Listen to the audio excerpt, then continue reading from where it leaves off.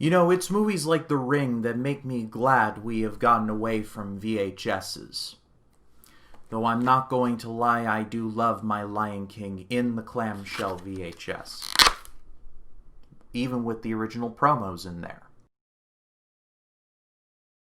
In a similar fashion to what happened in the late 1950s, Japan was producing some pretty cutting-edge horror movies in the early 2000s. Chief among them was Ringu. The Japanese version made such an impact that an American version was made from DreamWorks Pictures, and with Gore Verbinski in the director's chair, who would go on to direct some of the better Pirates of the Caribbean movies. The premise is pretty simple. It revolves around a cursed videotape that, if whoever watches it, will die 7 days later. Pretty simple. But there is not only beauty in simplicity, there is also terror, which is what The Ring provides. I haven't seen the Japanese version, though I have been meaning to. However, I have heard both equal praise for the Japanese version and for the American version, so I'm willing to say both are good on their own right. The movie does an excellent job of building things up around this videotape, that whoever watches it, their days are pretty much numbered, and that is very correct.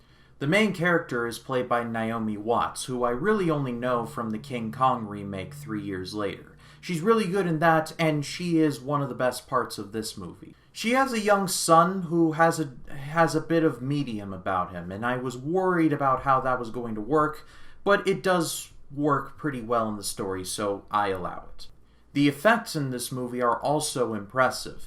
This could easily be just very cheaply made, but with DreamWorks' budget, they really did a number of making the ghost in this movie look absolutely terrifying. The girl is played by Davei Chase, who before this starred as the little girl in Donnie Darko, and after this would voice Lilo in Lilo and Stitch.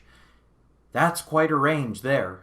And this movie ultimately turned out to be a pretty big success. What could have just easily been a lazy ripoff, there was genuine effort put into this.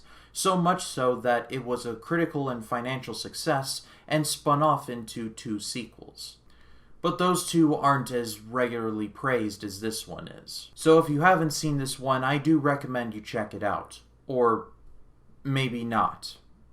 Just in case you don't want to feel very bad 7 days after you watch it.